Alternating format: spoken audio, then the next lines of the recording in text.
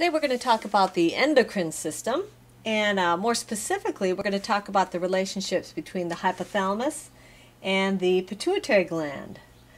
As you know, there are two parts of the pituitary gland. There's an anterior pituitary gland and the posterior pituitary gland. And so first let's begin with the relationship between the hypothalamus, which if you remember is part of the brain, and the posterior pituitary. The system, the system is called the Neuroendocrine System, and neuro refers to nervous tissue, and endocrine, the endocrine system, because the posterior pituitary gland is sometimes called the neurohypophysis, which is because the posterior pituitary gland actually originates or develops from neural tissue. Okay, it's kind of an extension of the hypothalamus. So let's take a look at what the neuroendocrine system entails. And here I already said that it's an extension of the nervous system, and it's made up of neurosecretory cells. And these neurosecretory cells are just as they sound. They're neurons, but they have an ability to make and secrete hormones. They originate in the hypothalamus and they end in the posterior pituitary gland. And I'm going to draw on a few of these. So here's a couple cell bodies from neurons, and they will send their axons down and it will end in the posterior pituitary gland. Now within the hypothalamus are two areas called nuclei. And remember, a nucleus in the brain or in the central nervous system is a collection of cell bodies. Right? So in the hypothalamus we have two areas where we have these collections of cell bodies, so two nuclei. Should do it a different color, dark green. Alright, so we have one nucleus, and each one of these nuclei, these areas where we have collections of cell bodies, have names.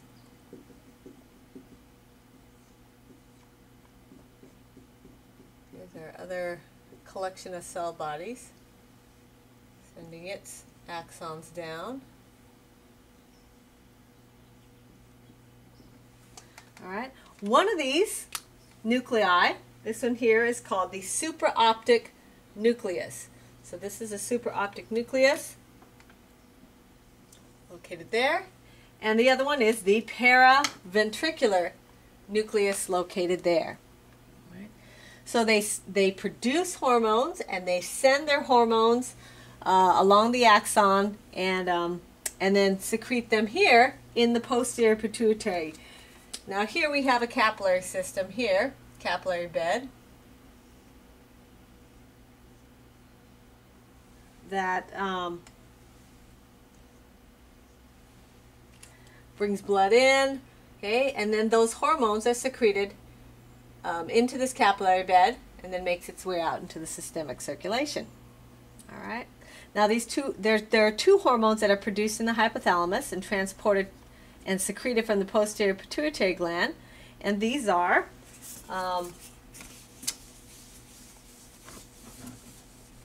vasopressin. Oh, I don't want to do that. Vasopressin,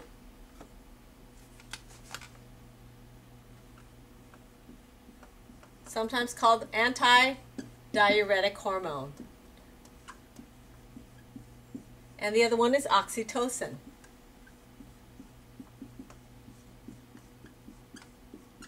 And we'll start with vasopressin. Just very briefly, some functions of these hormones. Both these names indicate what its functions are. So antidiuretic hormone, it acts as an antidiuretic.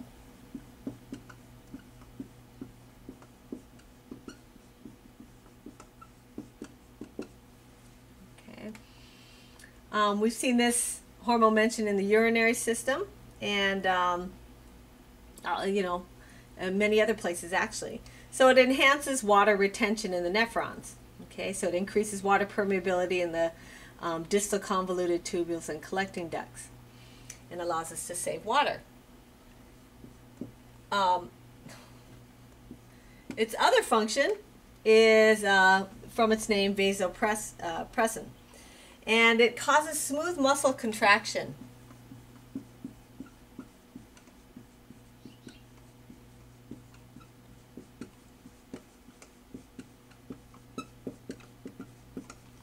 Okay, within the vessel walls, as within arterioles.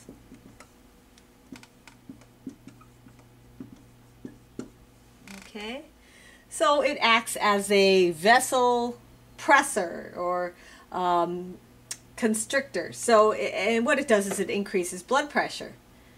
All right. The other hormone is called oxytocin. And oxytocin stimulates uterine contractions.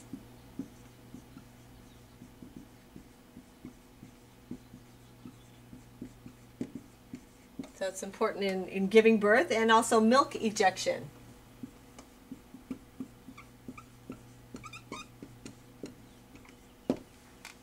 All right, from the mammary glands during breastfeeding. All right, the other system, or the other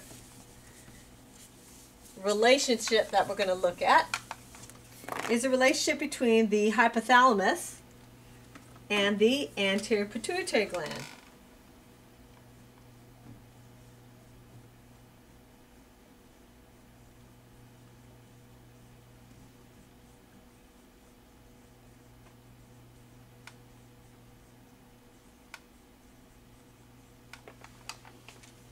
Sometimes the anterior pituitary gland is called the adenohypophysis. Let me draw my thing again. All right, so here we have our posterior, which we've already talked about. Let's talk about the anterior pituitary gland. For one thing, it differs in that the anterior pituitary gland produces its own hormones. Remember, the posterior pituitary gland does not produce oxytocin and vasopressin. The hypothalamus produces it and sends it where it's secreted from the posterior pituitary gland. Now, the anterior pituitary gland hypothesis works by means of two systems, I guess. One is the hypothalamic releasing and inhibiting hormones. So the hypothalamus will produce hormones and secrete them, and into the second part of this relationship, which is the hypothalamic-hypophyseal portal system. Now, if you recall from digestion, a portal system involves two capillary beds, and so we have two capillary beds located here. So we have capillaries located here, which transports blood to another system of capillaries here before making its way out. Okay, so that's the blood system, and that's the portal system part of it. So let me outline this here. So this relationship involves two parts. Okay, the first part is hypothalamic releasing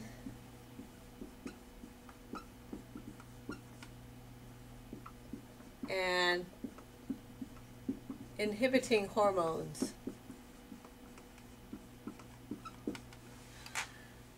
So within the hypothalamus we have other neurosecretory cells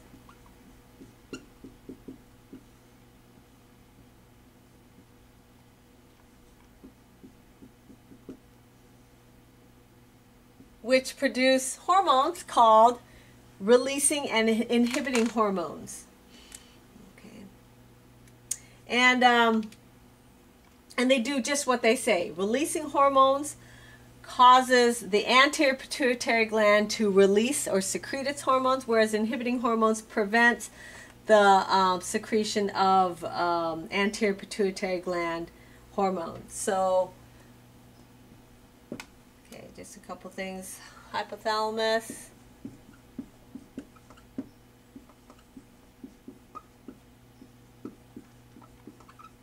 Makes and secretes releasing and inhibiting hormones.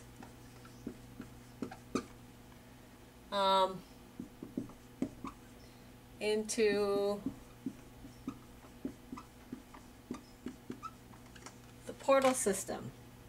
Okay.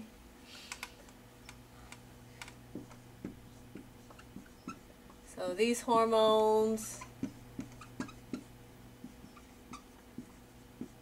travel to the anterior pituitary gland to cause the release or secretion or inhibition of the anterior pituitary hormones. And there are, what, 7 of them? Okay, so now we have these hormones that travel into this portal system. From here, it leaves the capillary beds to the cells of the anterior pituitary gland, and then those cells in turn are going to release their hormones. Okay, and you can look at all the different hormones, luteinizing hormone, follicle stimulating hormone, thyrotropin stimulating hormone, etc. They're going to release their own hormones back into the portal system or into the capillary bed here, where those hormones will then go throughout the systemic circulation. Okay, so this is the first part of the hypothalamus anterior pituitary gland relationship. The second part,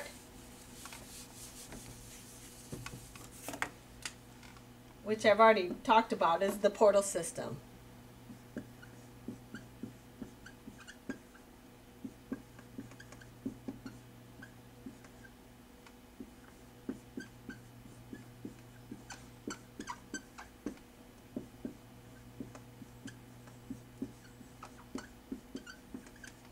Okay, so, and of course that portal system involves 2 capillary beds where those inhibiting hormones travel and releasing hormones travel to the anterior pituitary gland, causing release of those hormones, okay, into the systemic circulation.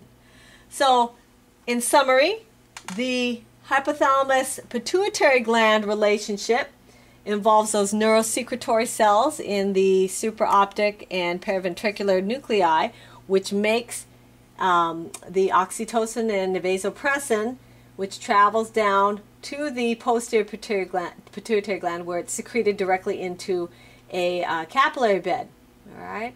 So the posterior pituitary gland does not make hormones; they're made by the hypothalamus. Whereas the anterior pituitary gland has these the releasing and inhibiting hormones secreted by the neurosecretory cells of the hypothalamus, which then travel into this portal system to take it to the anterior pituitary gland, where they will be make their way into those cells and then cause those cells in the anterior pituitary gland to release or to secrete their own hormones into the second capillary bed and then out to the systemic circulation, where those hormones will then go to their target cells and cause actions at those areas. All right, I hope that was helpful.